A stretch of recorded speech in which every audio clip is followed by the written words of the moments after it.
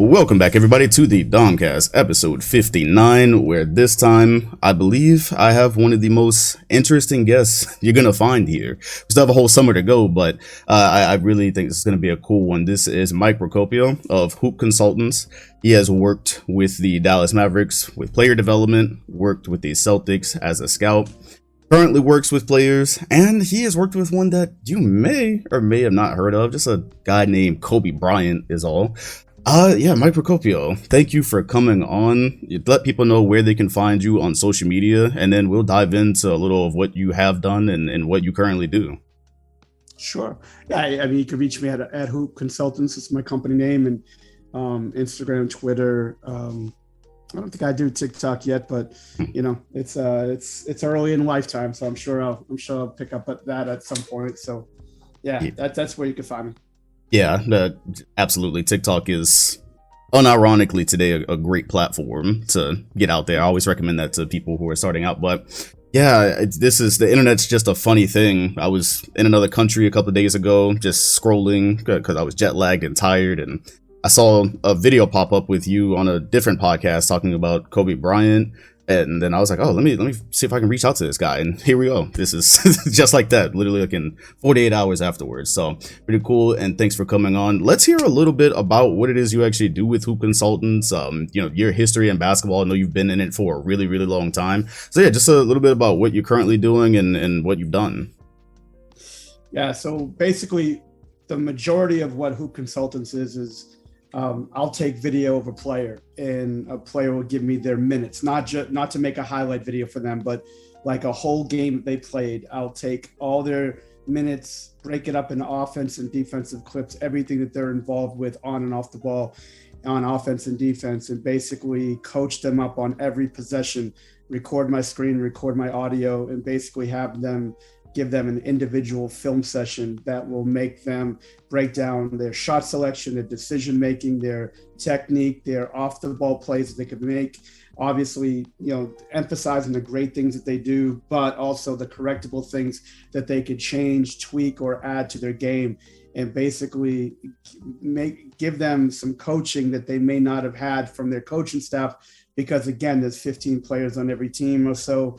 They don't have the time to sort of do that type of in-depth, breakdown on their game, give them that feedback. And now the player could get it 24 hours later, could get it on a video, and then they can watch their minutes in about a 25 or 30 minute clip, and then basically get coached without having to see me face to face. Don't have to meet them in the same city. I could do it from across the world. And then they could basically get more efficient and increase their value as a player.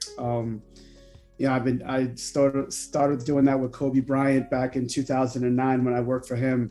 And I think it really sort of added, I don't know what it added. Maybe it added 0.2% to him, but it was enough for the guy that's toughest to get. It's probably toughest to get in Kobe's circle than anyone else that ever played the game besides maybe MJ. And for have somebody that listens and sort of had a back and forth with me for a 4-year period, it was amazing. And it was something that not only that I was giving him value on his game and his preparation, but also he gave me a ton of value for myself, basically getting inside of his brain, being able to ask him any type of question, basketball wise, preparation wise, and be able to have a back and forth with one of the, most respected players that ever, suit up to play the game of basketball. It's pretty cool experience.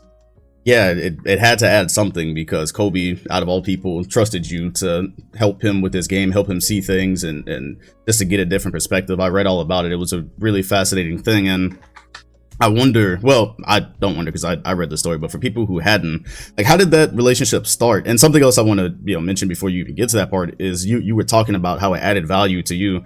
I read that you actually didn't even want to be paid from him. Was that true? Like, this was just something to help you get better at your craft?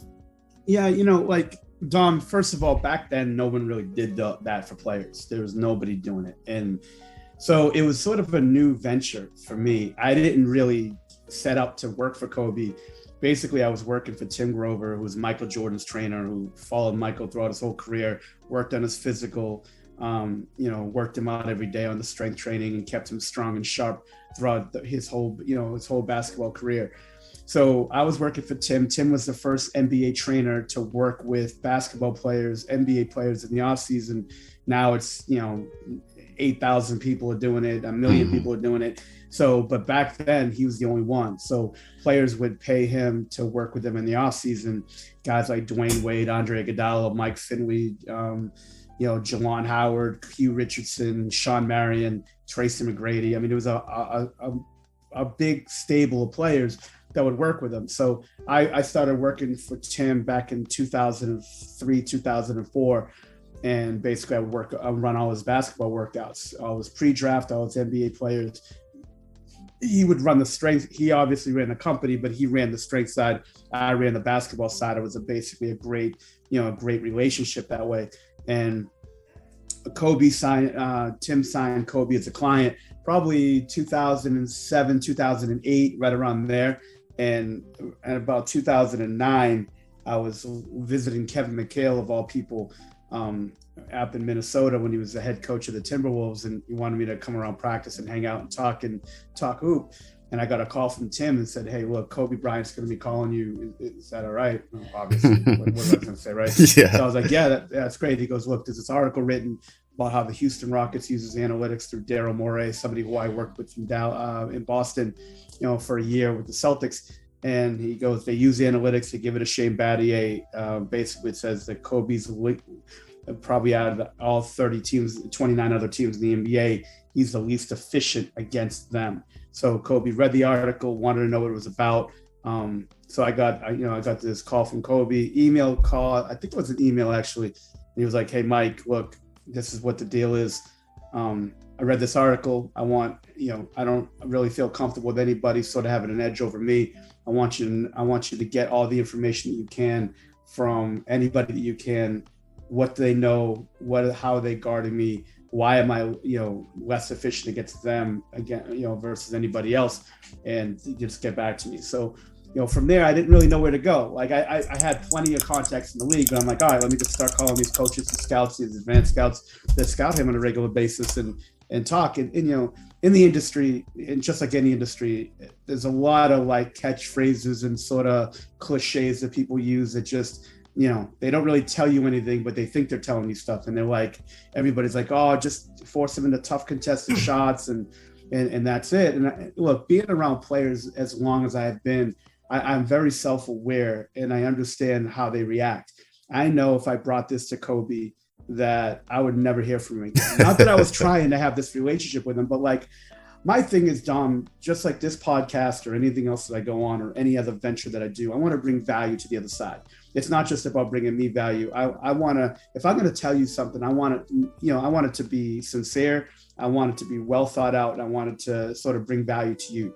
So right. I'm like, look, if I give him this bullshit basically about, hey, just they're gonna force him into tough shots, like anybody could say that. I could go to my wife who knows nothing about basketball and she'll tell me that. And I'm like, if I tell him that, I'll never hear from him again. So what I did was I sat down, I watched about 8, I said, "Hey, KB, I didn't like the information that I got. Let me do a more investigating. I'll get back to you within 48 hours.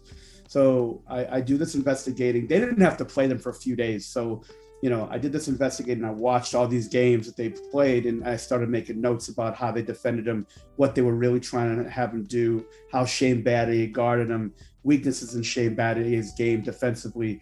And then I started, not only seeing those things, but picking up things that Kobe wasn't doing that could make him more effective. He, just like any superstar, his ego sort of got the best of him at times. And, right. When they basically, Battier was programmed to force him baseline, don't give him middle, do not leave his feet, contest every shot, hand in Kobe's face, not at his ball, not fouling Kobe, and forcing Kobe to take all these tough shots, but funneling him to Yao Ming, which was this giant that could protect the rim, was this big guy that could protect the rim, was very smart, and was really hard to score on at the rim. So Kobe would, they would funnel him to him. He'd either take these fadeaway jump shots with the hand in his face, or would try to score on Yao Ming, where he had on his hip, would have Shane Battier on his hip, can't go middle, going baseline straight to Yao Ming, and he tries to score over Yao Ming, which is a very inefficient way to try to score. Right. You could dunk on him and score because he's Kobe, but like that's 1 out of every 7 or 8 times. So I said, no, basically told him all this about Shane Battier, told him how they were defending him, gave him their defensive rotation. But then I'm like, you know what? Let me take this a step further.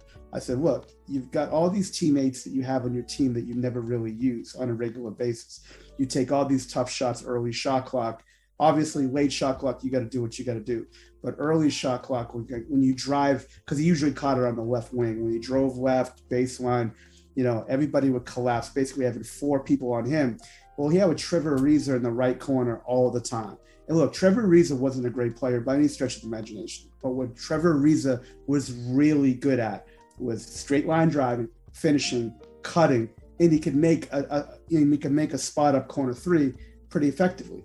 So when he drove baseline, well, Trevor's man would rotate off and he'd be wide open.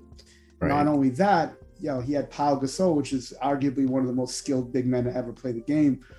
He would always be around after Kobe would drive. He would relocate into space and Kobe would never hit him. I said, look, what you really need to do is you need to forget about the over dribble and early shot clock. You need to either catch and shoot, jab and shoot, straight line drive, and try to score if you're going to do that. But they want you to continue to dribble. They want you to spin around like your Barry Sanders back in the 1990s. Like that's how he played with no offensive line. That's what they want you to do. You really need to emphasize using Pau when Yao Ming gets out of his space and he tries to guard you, being able to kick it back to Pau for those open elbow jump shots, for those little floaters and hooks in the lane, as well as hitting Trevor Ariza in that right corner. You're not doing that. That's really holding you back.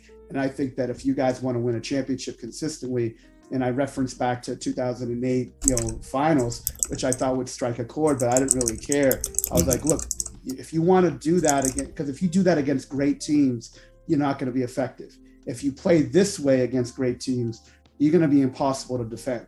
You're not just going to be this one-dimensional scorer. You're going to be a hell of a scorer that could also, find teammates when they're open. And I said, the most important thing here is you got to get Yao Ming away from the paint. You got to bring him up and you got to be able to move him side to side because he can't move. But when he's just parked in the lane at the paint, he's very effective defensively. When he has to step away 7, 8, 9, 10, 12 feet, then you could just go right by him like he's not even there. So I give him this report. It's like 5-6 pages long. And, Kevin McHale's laughing. He goes like, what, you think that he's listening to you? You think I said, look, you think you should be telling him this? I said, look, it's not like Brian Scalabrine asked me about this. This is Kobe Bryant. Like, and me and McHale would joke around back and forth like that. And he would start laughing. And I go, look, I got to give him the truth.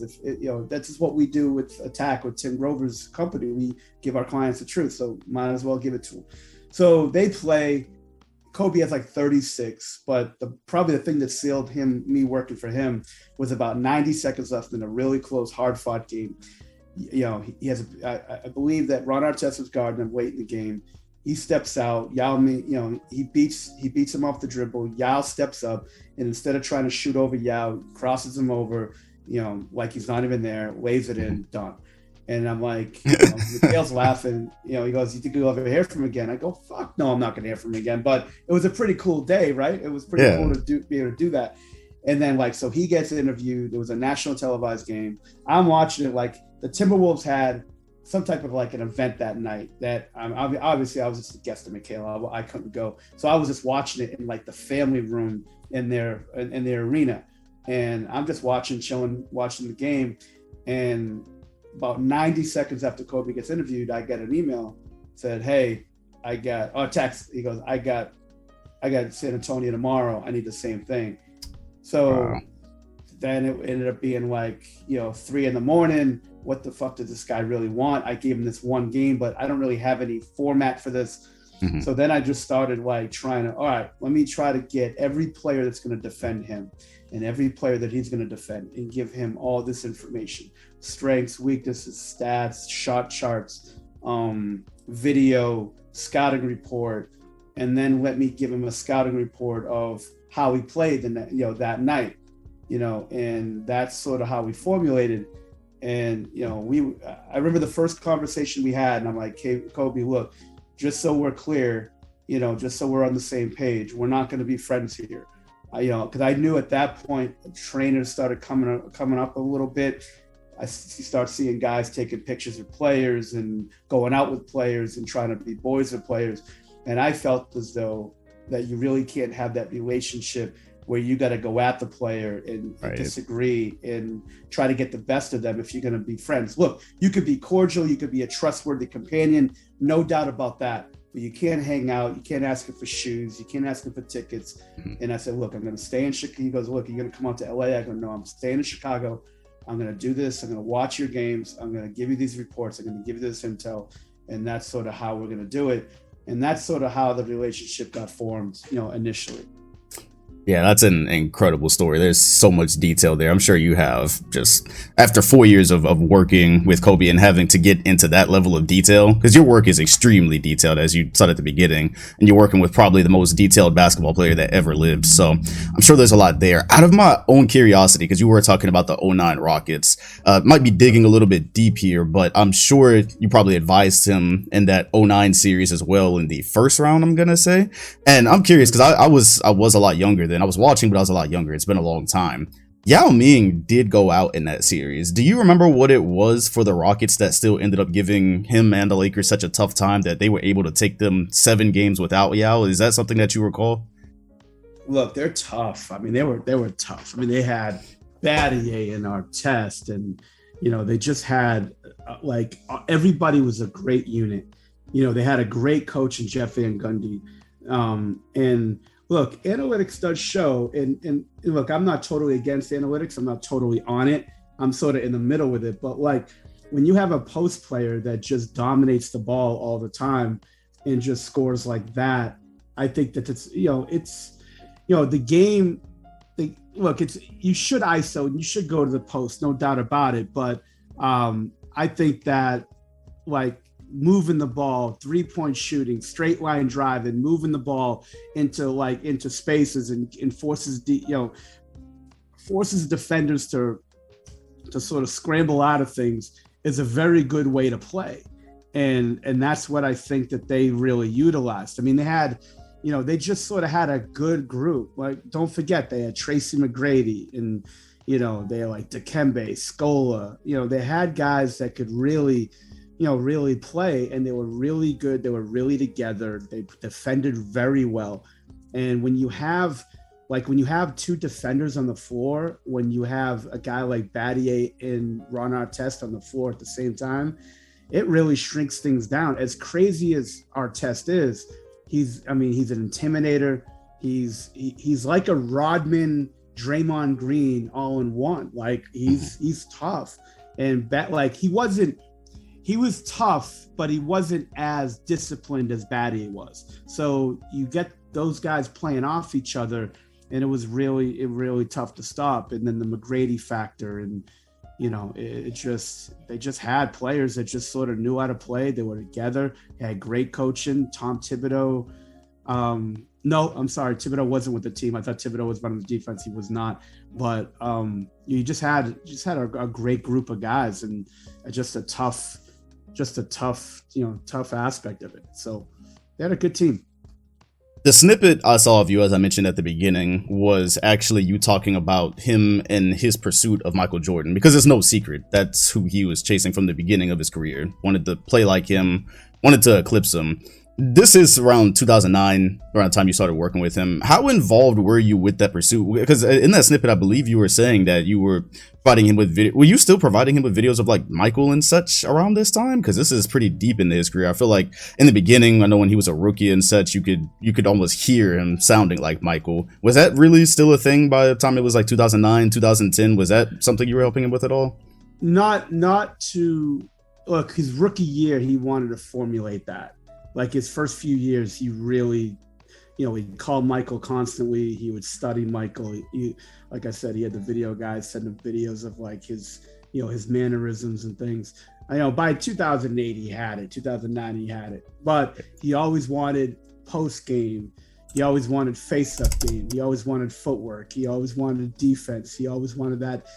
And then he would want other players. He would want Oscar Robertson. He would want Oscar Schmidt, who played and, who's a big-time international player. He wanted with Drazen Petrovic. He wanted later in his career, he wanted to perfect the one-legged fade away from Dirk. Like, so I had to feed him that. I had to feed him Tracy McGrady. I mean, he'd be very specific on what he wanted, when he wanted it, how, what games, what dates. I mean, he was very, very detail oriented with that.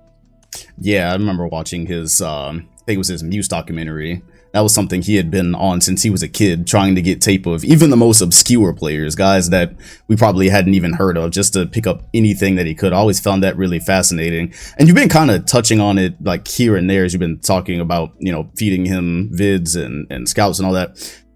The thing we know about Kobe, if you don't know anything at all, his work ethic was absolutely ridiculous in terms of the time he woke up, his workouts, his schedule. And especially, you weren't even requesting pay for this. How demanding on it? How demanding on you was it to be working with him? Because I'm sure there was times where he was probably calling or texting you at just the most obscure times of night, trying to get some type of information. It was It was 24 hours. It really was. It was like, you know, basically I would try to get ahead of the game and try to do multiple games at a time, multiple teams, just sort of like formulated throughout the day so I could get ahead of the game, especially like the first 2 or 3 games I did for him. I go, look, I know this, you know, I know how, just sort of getting his sort of energy on this. I think that this is going to be an all year thing. It's going to be all throughout the playoffs and stuff. So I'm going to have to really get ahead of the game on this. So multiple games, you know, teams, just trying to, you know, formulate scouting reports, enter databases, trying to get everything there. And it was something where like I would, you know, work all day on it. I'd have to basically get everything done by 7 a.m. his time, 9 a.m. my time, and basically send him the report, send him all the information. And then I know after shoot around, him and he started hitting me up. Hey, why do you think this? Why do you say this? I think this. And we would be going back and forth throughout the whole day, probably up to about 60 to 90 minutes before game time. You know, we'd be just going back and forth. And then the post-game report I would give him and a video that I would give him. And then I'd probably start getting emails probably 12:30 and then probably go until about 4:30, 4:45 and be going back and forth. Sometimes it was just back and forth the whole time. Sometimes it was like 30 minutes every time, you know, in between messages. So I would just nap and sleep between that. And then I would have this, you know, like in the 1980s, you know, there was this big time show called Knight Rider, and it was about this computer car, and he would have this red light in front, and it would be a swooshing sound every time you saw the red light, like, well, I put that as his ringer because he haunted my fucking dreams for 4 years. Like, I'm like, I want the most, it was either that or Nightmare on Elm Street. I didn't know, or Michael Myers or the Friday the 13th. So Halloween, I'm sorry. Like, I don't know which one I wanted to do, but then I did that, and I knew it would wake me up out of the deepest of sleep because I knew, like, it just sent a chill through your spine when he called you or emailed you or texted you that, all right, you know, now it's time to go to work. So it's challenging, man. But like, look, if this is what you want to do, and this is the type of player you want to work with, I think in today's day and age, everybody says they want to do that, but like they don't really want to put that type of work into it. And I said, look, this guy is not going to want to get half-assed. I've seen NBA guys who work for NBA players, and they can give him half-assed work, and the NBA player doesn't really know the difference. This guy knows the difference. He dots every I, he crosses every T, and he will call you on your bullshit in a millisecond. And so I knew that I had to put, you know, I had to be all in if I wanted to keep this guy and keep this thing going. I didn't know what it was. I didn't know what this thing was at all. I just knew that I was filtering information and giving reports to the best player in the game. And I thought that was the coolest fucking thing I've ever heard in my life. And I wanted to keep it going as long as I could. Yeah, I figured it was something like that just because I've watched so much about his work. And one of the things I saw recently was him just talking about the math of it, basically, and how many hours he would put in. So if he wasn't, and really it was in his younger days when he was saying if he wasn't better than a certain player, he knew the math and how much he worked was eventually going to add up, that he was going to pass them. So it was kind of like a marathon instead of a race. And that philosophy, you know, it obviously served him well. Last thing, or maybe second to last thing, I kind of want to ask you about him, and then we'll get into more of a little bit of your past. Mm-hmm. because I need closure here. I'm a Celtics fan, Sure. and so 2010 still haunts me.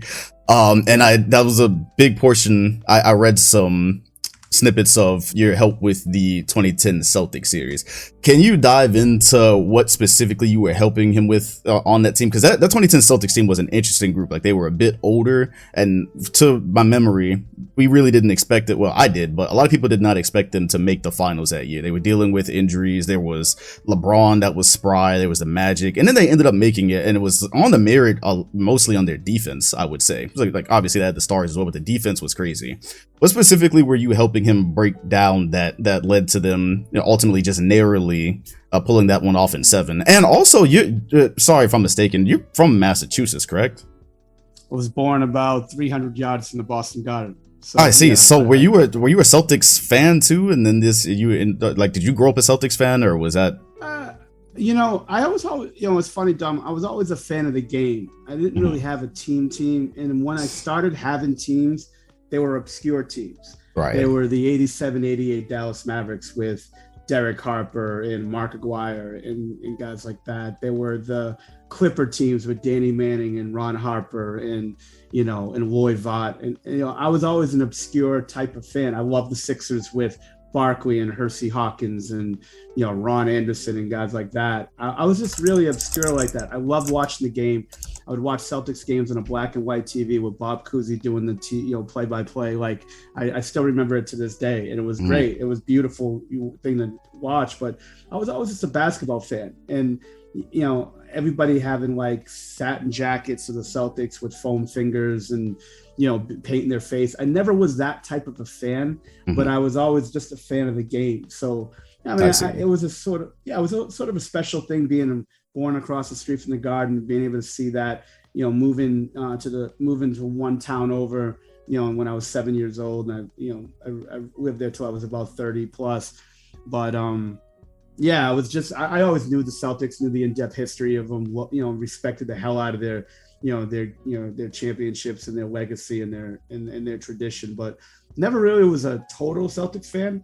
But just sort of, again, just like watching as much as I could and respecting their past for sure. Right. So for that 2010 series, what were you helping? What was the biggest thing you were helping him with to break down? I heard that he was asking about the Princeton offense, I believe, at a time in that. Okay, hold on, sorry. Yeah, it was like game 4, game 5, going into game 5, the last game in Boston, because that was like the last year of the 2-3-2 format in the finals. And he was asking for obscure things, but going into that series, I think the biggest thing that we had to try to help with is the defensive rotations. That was the biggest thing, like where they rotated off of, what were they trying to force. Tony Allen, to this day, he said was the toughest guy that he had that guarded him. As much as the notoriety that Shane Battier got, Kobe would, confide in the fact that Tony Allen was the most advanced defender that he've ever seen, because Tony was only 6'4 and a half, 6'5. I mean, He wasn't that big, but he was very Tom Thibodeau really turned his game around when he got to him as an assistant coach with the Celtics, being able to turn him into a defensive master at on the ball and off the ball defense. And he would get under Kobe, he would force him into tough shots, he would contest him. He was a really good athlete, and he was a tough junkyard dog type of defender. So defensively, Tony Allen, countless Tony Allen breakdowns, countless defensive rotations out of pick and rolls, out of post touches, and out of scrambling. What were they going to do? And just trying to get every type of situation. Then he would come up with stuff. He would want obscure things, like 3:30 in the morning, would want, Princeton offense, would want, specific moves that Tracy McGrady did against this defender, against this game at this date. And being able to track all this stuff down for him was, hey, look, that was it. You could never tell the guy no. And you had to research it to the fullest. I wish we had the technology, back then that we have now. It would have been a lot easier, but then you just have to do a little bit more searching, a little bit, just sort of have a little bit more creative mind when you're trying to get this stuff from them. But we spent countless hours on that. And Yeah, that was actually, it's funny, throughout this whole thing, that was actually a question that I was going to ask, because I make YouTube videos on basketball myself, and obviously everything's super accessible with YouTube and such. And you were talking about Tom, like man, I need Tom. Yeah. Tom, I need help. Tom, I need help from you, man, because it's like there's the other guys that have videos, they put up almost the same stuff, probably a little bit better graphics, and have like 400,000 views. I would do something, I spend like 3 hours, I'm like 220 views. I'm like, dude, what am I doing wrong? So I need some help from you, man. Yeah, I no, need to hire you. YouTube is absolutely a cool game, but yeah, no, we could absolutely shoot the shits about that soon. I could talk to you about that side. But you know, I was just curious as a snippet, like where the hell were you even getting this stuff in 2009? Because YouTube wasn't even that big yet. So when you were trying to like find a video of somebody, where even did that exist for you to like get this stuff to him? YouTube wasn't big. I had a, you know, I put all my stuff on DVDs. When I was with the Celtics, I would get all these old games and I would put them on DVD, and I carried them with me. I had like 2-3 big books of, you know, those old books with all the DVDs you put in, and I carried them everywhere. Like you should have seen the steam trunks and stuff I would bring into the hotel, and I would just research it, have it. And you know, Synergy was a thing back then, just starting up. Right. Had a little bit of a catalog of games, but he just wanted that. I would go, you know, I would have these old VCR, carry like VCR to VCR, or not VCR to VCR, but DVD player to DVD player, make these edits, bring it to him, you know, put it on my computer, put it on his, you know, actually he didn't even have an iPad at the time. iPads really just came out, and I would put it on my iPad and give it to him. And he was staying at like the Ritz, and I was staying at the Park Plaza, which was about 3 blocks away.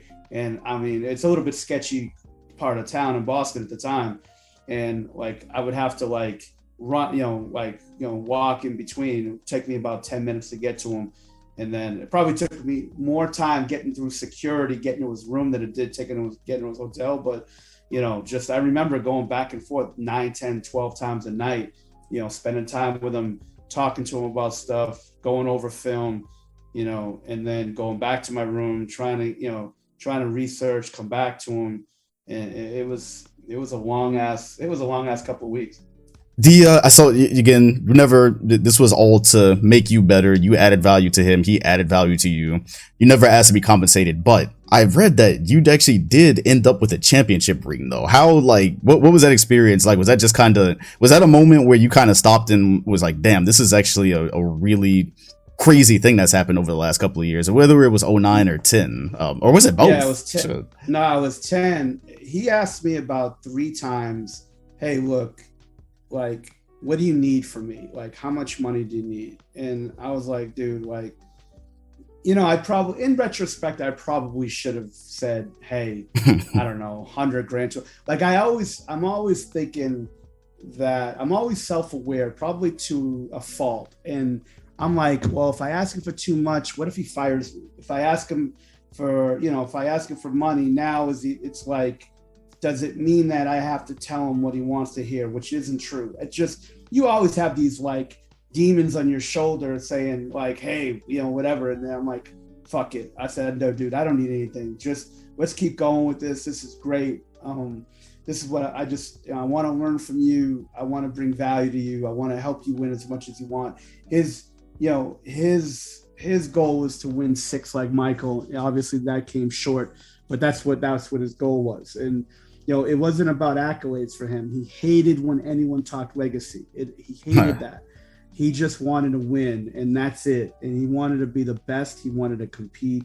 He hated everybody, which is pretty cool in the sense that, like, I never really liked watching him post-career talk, because it was like he was drugged up in like on happy pills, because he was happy with everybody.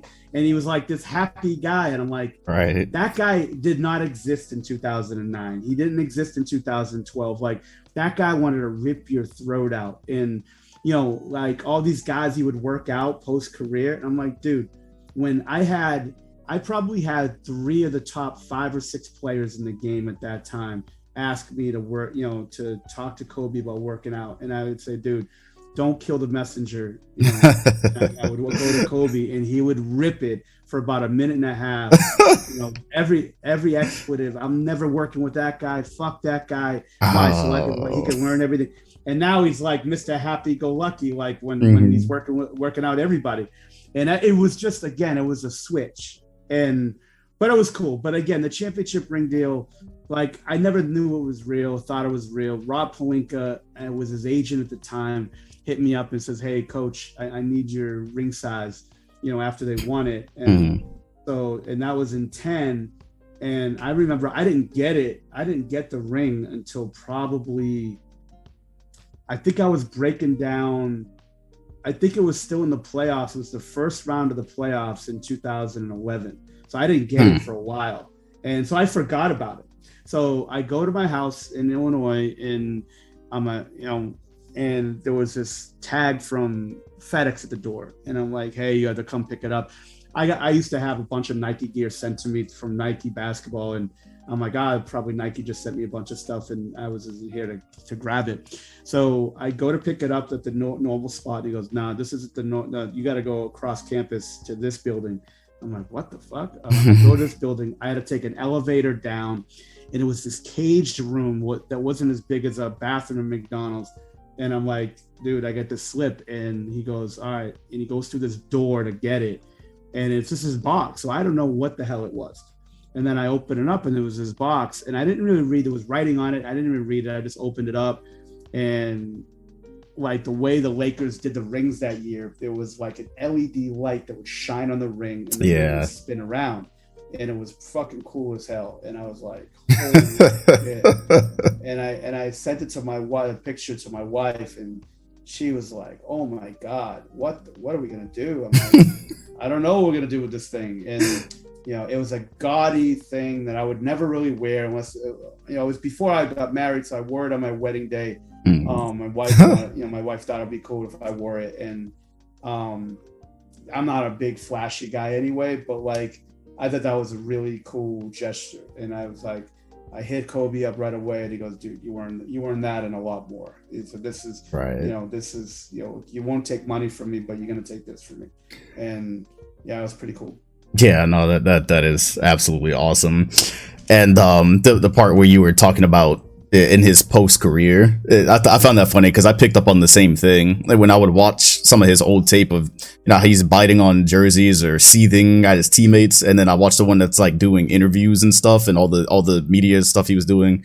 After every time, I'm like, wow, like it's completely two different manner. Like this, I was like, wow.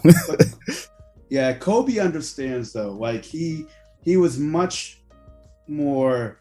He had the mentality of the players in the 80s. That gritty, tough, like, he had that mentality. But what he did have, he was a little bit more polished in being self-aware. That's what makes MJ so special, because MJ was self-aware. He sort of like what he said came from the heart, but it was very well thought out in the sense that he didn't want to strike up too much controversy. He didn't want to make it about him. He wanted to respect the game, respect the competition, respect the history of the game. It wasn't all about him saying, I'm the best. That's why you never really, during his career, I don't know about post-career, but during his career, you never heard Michael say, I'm the best, I'm the best. Yeah. He always gave respect to others that came before him and others that played the game. And Kobe was like that to a T. And that's how Kobe was. And again, studying from Michael, but Kobe, what he said and how he acted and what he did, but he knew that it was switching. He knew that in post-career, you can't be like that post-career, because post-career is like you have a lot of opportunities. He had a media company. He had all these investments. He was a father to beautiful young girls like that. I don't think he wanted that image. I think that he needed that image to get him over the edge, over the hump as a player. But, because he told me many a times, he goes, Mike, look, there's plenty of players 6'6". There's plenty of players that shoot like me as well, if not better than me. There's plenty of players that can score like me. There's plenty of players that's as athletic. There's plenty of players that could defend like me. But the problem is there's not many players that do it collectively, as well as there's not many players, there's nobody that prepares like me, works like me, is as coachable like me, and will do anything to win like me. And that's it. He goes, I got a sickness. That's it. Like he goes, we talked about it all the time. He goes, the biggest bullshit going, no offense, is, mama mentality. And look, it's a great mantra, and it's a great word. It's a great statement. I live behind it. The problem is, see, I'm like that all day, every day. I wake up like that. He goes, so many people are going to have to like fake it, put so much energy behind like tweeting something out, a video, a statement, and they just to like be like me for a minute, 5 minutes, an hour a day. Like, but then they can't do it like that all day. They can't wake up every day, all day, like 4 a.m. to work out. They can't do what I do to work out. They're not going to like put in that extra time. They're not going to play with broken fingers and torn ligaments and all these things. Like, I can do that because I'm sick in the head. I live like that. And it, like when I talk to players, I talk to any other player I worked with after Kobe. It wasn't like, oh, you got to be like Kobe, this and that. No. It wasn't like that. But the preparation, how he studied opponents, how he dealt with certain things, how he dealt with 2-3 straight, like not so great games, and how he never veered away from his routine every day, and how he just stayed centered. His thing was like, look, if I had a great game or I had a terrible game, I would do all my post-game work. I would watch the film. I would understand what I needed to tweak, what needed to be changed, what I did well, what I didn't do well, why we won, why we lost, then flush it. Next day's a new day. I do my same routine. I forget about it. I never forget about it, but I flush it. Big difference. And, and like, I don't let it linger and fester. I put it aside. I don't think about it until I really need to. And then I go, but I flush it once I watch the film, and once I know what needs to be done, I flush it, I move on to the next day. Yeah, and that's how I've always thought of him. Just from everything I've collected. You were talking about the sickness. It's like, yeah, everybody can say certain things or work a certain way, but when I looked deeper into it and his schedule, I was just going, all right, not everybody can do this. This is a thing where he sleeps for a certain amount of time, and he gets up. The Team USA story rings a bell, of course, when he was there before all the other Team USA members. At a certain point, it's not even a willingness. Some people just physically cannot. So that is that's hilarious, because you could tell if you listen to these things, that the sickness became apparent. So it's funny to hear that came from his mouth. And speaking of that, because this is all the obsessiveness we're talking about, the very last thing I want to ask you about him, and this is kind of obscure, but I have to have this answered, because in 2012, Linsanity happened. And in the interview before they played the Knicks, he's saying like, oh, I've never heard of this guy. The media is trying to create storms. They're asking him about Linsanity. He's like, I never heard of this guy, this, that. But no, and just everything we talked about here, and a lot of what I already knew, he had to have asked you for scouting on Lin by that point, right? Because he didn't let any detail go unanswered or unseen, as we've talked about. There's no way he hadn't already mapped out what he could about Lin, right? Well, yeah, I mean, obviously he was covered. I remember where I was that night. I was visiting my wife's family at Purdue University. So we were right there. And I said, look, this guy's, having a hell of a run right now. And this is why. And he was like, well, why is he having such a big time run? What did you know about him before? I go, look, he played at Harvard. I worked with him a little bit. I remember him at Amari Stoudemire Skill Academy in Phoenix. They brought him out as like, it was a big man camp, but they wanted to bring guards out to play at night, with the college guys, because they had all these college guys that would work out with these high school kids. And Jeremy Lin was one of those guys. And I said, look, he's pretty good. He's a good player. He's smart, but he's having a hell of a run. And one of the biggest reasons why is Carmelo's not playing. And nothing against Carmelo, but the way that D'Antoni's system works is, when you have a point guard when you have Tyson Chandler rolling, they had like Steve Novak and a couple other guys that could really shoot, and they had Tyson Chandler rolling. So they had nobody dominating the ball except the point guard. And I said, he's good. He's doing this. I don't think he's going to be a problem going forward. Obviously, bad scouting on my part. But yeah, he sort of knew him, but it was more system oriented rather than the individual we were talking about. And, you know, and that's sort of, because I think he had a guard like Landry Fields or something like that. I forgot the guy that he had a guard in that game, but, you know, and we were talking about Lynn. He didn't know much about him. I gave him what I thought. And, you know, like most people probably took him a little bit too lightly there, but we talked about it. I said, look, if Carmelo's on the team, it's going to Carmelo's going to be getting all the touches. This guy's going to be a spot up shooter.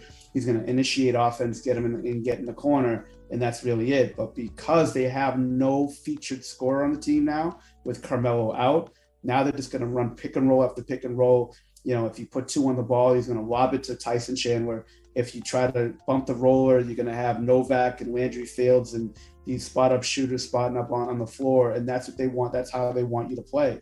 So, yeah, like we talked about Jeremy Lin. He wasn't a big factor. You know, at least that's what we were talking about. Obviously, bad scouting on our part. But I think Jeremy Lin, the confidence is such a big part of this game. And people don't understand. Like, everybody's good at the NBA level. Like, everybody's good. Is everybody great? No.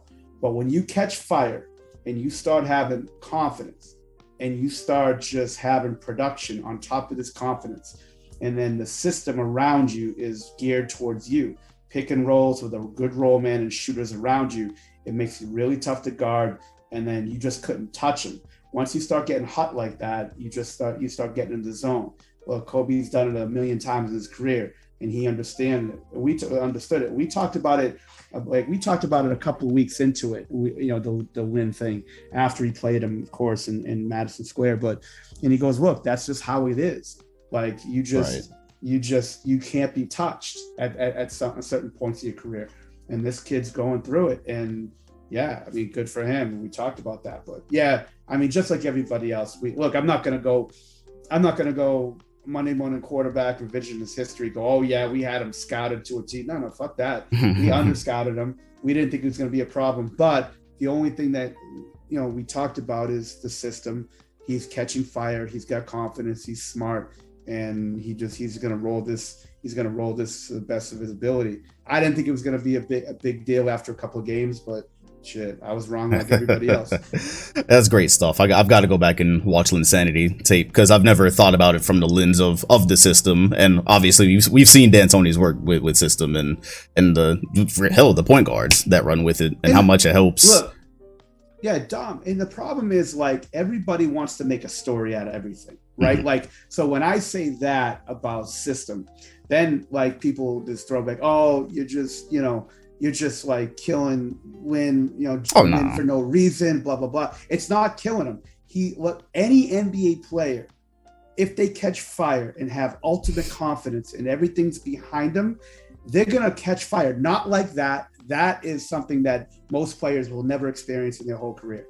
But the system really helps. If you have a guy like that, but you have other people who dominate the ball, and like, look, in reality of things, if Jeremy Lin had a game of 39, okay, like just came in 39 points. We had it when I was with Dallas. We had Yogi Ferrell come in on a tender. He met us in Portland, and the guy had like 35. Okay, that's great. And you serenade him and you pat him in the ass. You're like, that's a great fucking game, kid. Thank you. Congratulations. And we'll keep rocking with it. But when you have Carmelo Anthony at that time of his career, when he was one of the best players in the league, like if Carmelo came back from injury game 2, you think D'Antoni, after Jeremy Lin scored 35, is going to continue to put the ball and run every play to Jeremy Lin? Fuck no, he's not. He's going to go to Carmelo Anthony. And then that would have been a little bit off. And maybe he could have, kept it going a little bit. But when the system doesn't have any great players and your system is geared towards up-tempo basketball, rolling to the rim with one of the best roll men in the league, coming off an NBA championship the year before in Dallas with Tyson Chandler, and then you have this great shooting around you. So when the ball's moving, you have this roll man you can lob it to, and you can score at any time, and you get these shooters you can go to, where now defenders are like, well, if we double in, it's either going to be lob to the rim or shooting. or okay, if we take away the shooting, now Lin's going to get in the paint and finish and score. So we got to pick our poison. Do you want it in the head or do you want two to the gut? Like that, you got to make a decision. And the way they played, since there's nobody dominating the ball, how they shared the ball, how they shot the ball, that was totally the Lin's deal. And then the confidence level of after every game scoring 30, 28, 32, like that, just like, you can't touch me anymore. I'm unfucking touchable. And hey, to his credit, look, dude, he made a lot of money on being in the scheme of things. In a perfect world, he's a really good backup point guard and maybe a spot starter on certain teams. Maybe he could have the same career as a Steve Blake. But what happened was everything hit it right. Great system, ball ran to him. He had this confidence. Carmelo was out, and then he rolled with it. And look, that I applaud everything that he did, because most players couldn't do what he did, and he did it. He made a lot of money. He had a great career. There's no hate towards him. He's a good player, but to say that he's an all-star or say that he's a great player, I think, look, everybody's entitled to their opinion. I've been around enough great players to say that he's not a great player. Is he one of the best in the world? Yeah, sure. 450 NBA players. Yeah, he's one of the better, he's one of the top 450 in the world for sure. But he just caught fire, and everything was to his advantage. So let's move into that type of stuff, because obviously Kobe related stories could just go on for days and days. That could go on forever. But you mentioned your time with the Mavs, and we talked about that at the beginning. Player development with Mavs, scout for the Celtics. So what did some of that entail? Like, when was your time with the Mavericks? Was that like Dirk at the end? Was it Dirk, prime Dirk? Yeah, Dirk at close to the end, all the way to the end. So like. Oh yeah, that's right. Yogi Ferrell. That was towards the end. Yeah. My time with Kobe ended about 2000, in between the 2012, 2013 season, right? And then I got a call from Adrian Wojnarowski, and he's like, "Hey, look, I just talked to Mark Cuban. He's looking for some people that like aren't really household names in the NBA to work for his team, in different capacities, scouting, player development." Told him, he read about the stories that I wrote about you, about Kobe. He's interested. Would you be interested? I go, yeah, like I got a million of those calls that never went anywhere. Look at this guy, this team's looking for this, and it just never goes anywhere. That's just sort of the business of basketball. So I'm like, yeah, that's fine. Let's try it. I've never really been at the NBA level at player development. I've only worked with players in the off season. I think it'll be pretty cool. So they brought me in 2013. I stayed through 2019, and my job was to take players in their first 3 years of their NBA career and turn them into serviceable NBA players that the team could sign long-term, or they could trade for future assets going forward. And up to that point, they didn't really have great player development there. Because of the fact they were so veteran-oriented, and this happens a lot in the NBA. When you're that veteran-oriented and there's not a lot of spots for minutes for young players, just like a fruit, they ended up dying on the vine, and they just they don't get enough minutes, they don't develop enough value, and then they just sort of die on the vine where you can't get much value back. So they needed a guy with a player development background. They had really good coaches that were really good game coaches, but they weren't really into player development like that. So my job was to work with the sports psychologist named Don Coxstein, and to work together to formulate a plan, not only on the floor for players, that was where I came in, but also off the floor where Don already worked with, but, probably needed a basketball guy too, to just sort of, formulate how we're going to turn these guys into true professionals, and then work on true professionals off the floor, how they prepare and how they approach the game and how they approach winning, versus as well as developing the skills on the floor. And I thought that we did a really good job formulating really good role players into being serviceable NBA players that sign long-term deals. Dwight Powell, Jay Crowder, Dwight Powell, Dorian Finney-Smith, Maxi Kleber, a lot of guys that were late draft picks, non-drafted, sort of lost their way a little bit in their career, and then brought them back to life and streamlined them into success. And look, it was a team effort. We had great strength training. We had great coaches to teach X's and O's. We had the skilled component. We had the off the court component. and we really sort of captured it and brought it into a point. I don't think anybody in the NBA develops a player by themselves. I think everybody, it's a collective unit. And I think we did a great job organizing a plan of attack. And then Rick Carlisle, gave them all the minutes and, gave those guys minutes. And in the NBA level, the NBA, the head coach is usually the director of player development, because without the minutes, he's the one who, tells everybody how long they're going to be playing and, controls the minutes and the shots and the play calling. So for him to give those guys those minutes really helped their careers, go forward as well. So right. I thought it was a fantastic time. And so how did that role differ from what you were doing with the Boston Celtics? The Boston Celtics, look, I didn't know what I wanted to do in basketball at that point. I was working out players at that point in my life. I was about 26 years old or so. I didn't know what I wanted to do. I was working out every type of player in the area: high school, college, pro, pre-draft workouts. And I worked in AAU basketball before AAU became this big time fucking mess it is today. It was very streamlined. It was very small. And the guy that I worked for Rick Pitino early on in his career. When Rick Pitino got the head coaching job and presidency of the Celtics, he hired my guy as his head scout. So he brought me around pro basketball a little bit. Rick Pitino leaves. New ownership comes in for the Celtics. They come off an Eastern Conference Finals in 2003. They won, 2002, I believe. They want, ownership sort of hires a couple of new people. They just traded for Vin Baker at the time. They traded Kenny Anderson. Basically, Kenny Anderson was the main guy in the trade.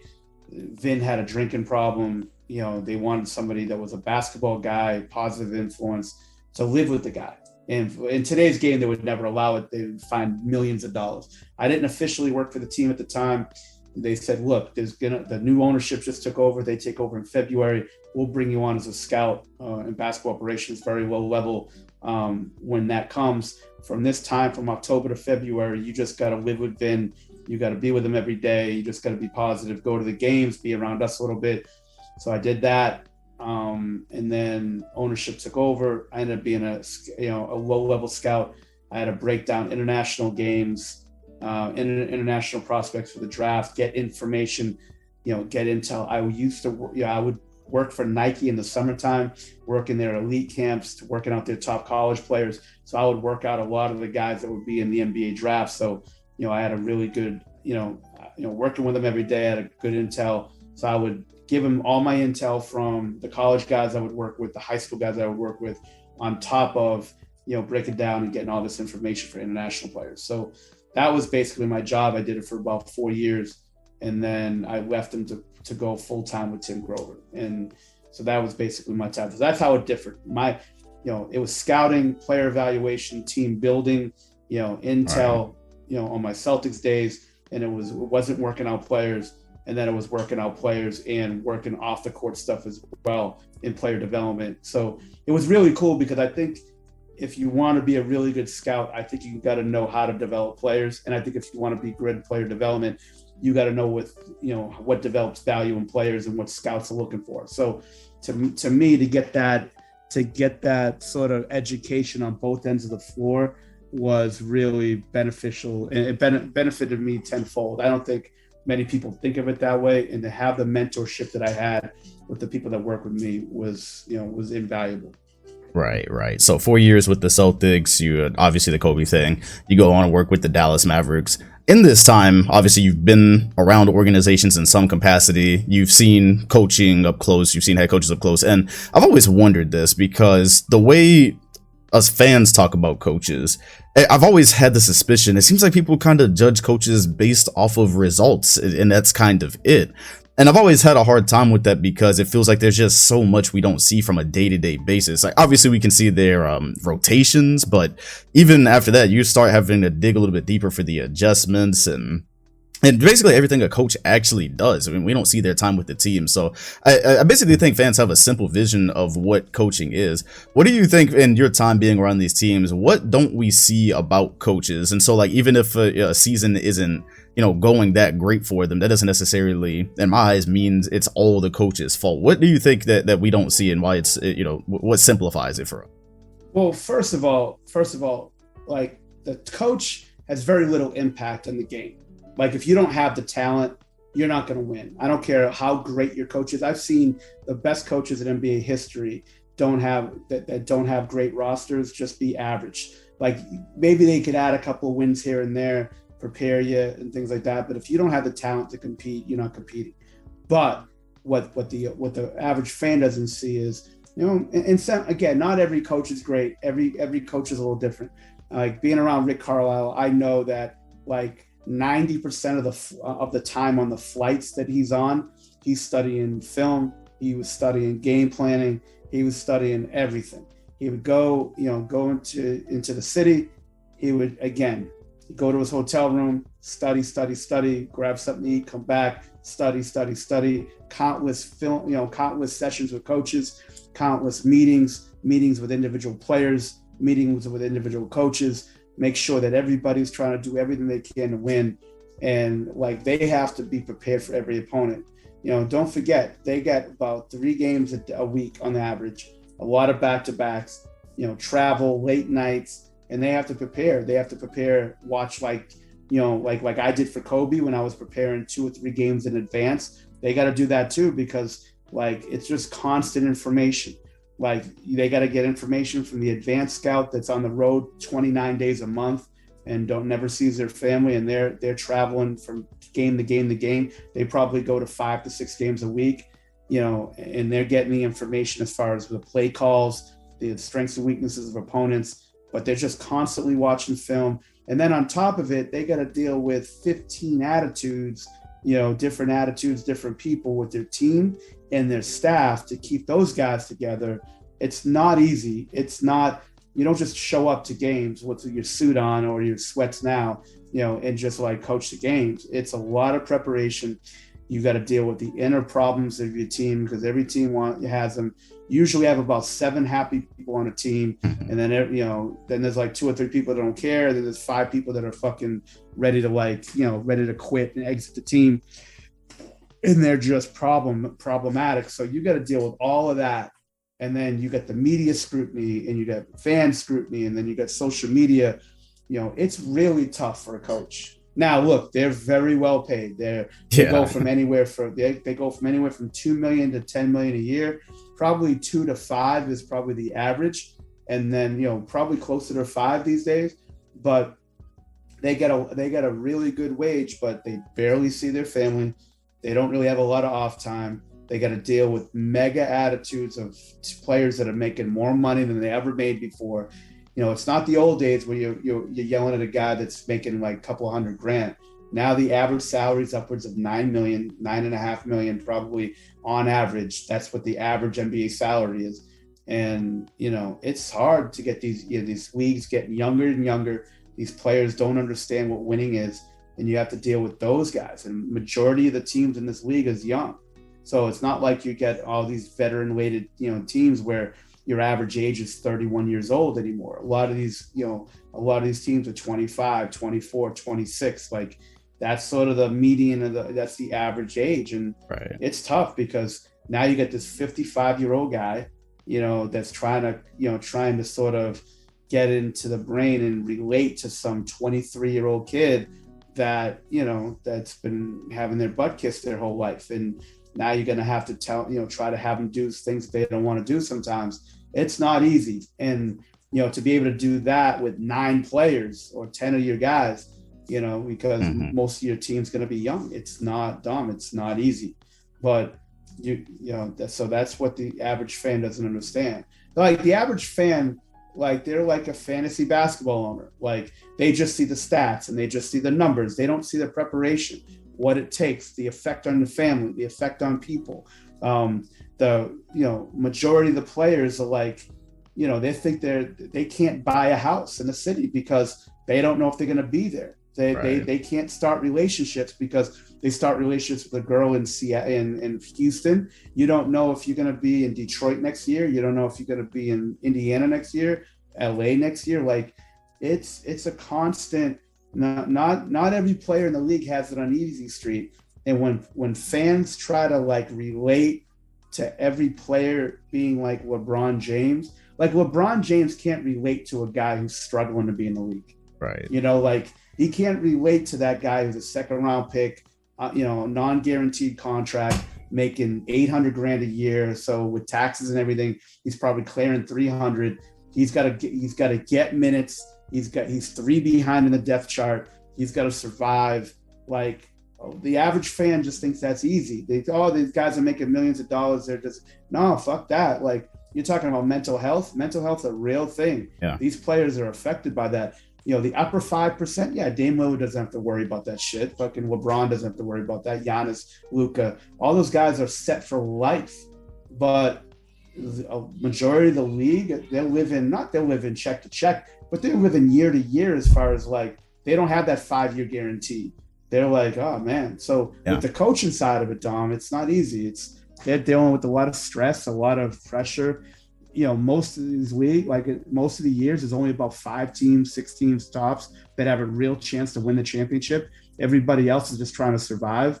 Maybe you advance a round, maybe you get it to the play-in, but it's not easy, man. And you got a lot of talking heads that just watch it, and just from 30,000 feet, they want to throw comments in. Yeah, I get it. That's sort of what it is today, but like, you don't really know what's going on. It's unless you're really in it. It's an interesting phenomenon.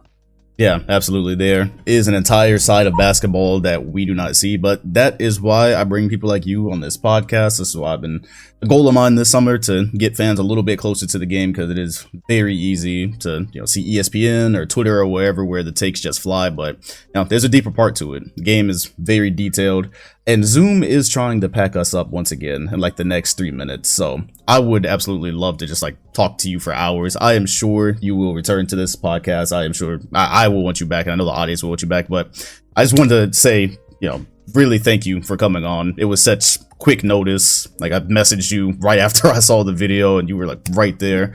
This was great. I learned so much just from the conversation and hearing the stories. And real quick, just in like the next like minute, if you can, once again, just let people know a little bit about your Hoop Consultants, and then where they can find you, and then we will go. Sure. Yeah, basically, Hoop Consultants is a company that deals with players and coaches from all over the world, from high school to pro, men and women.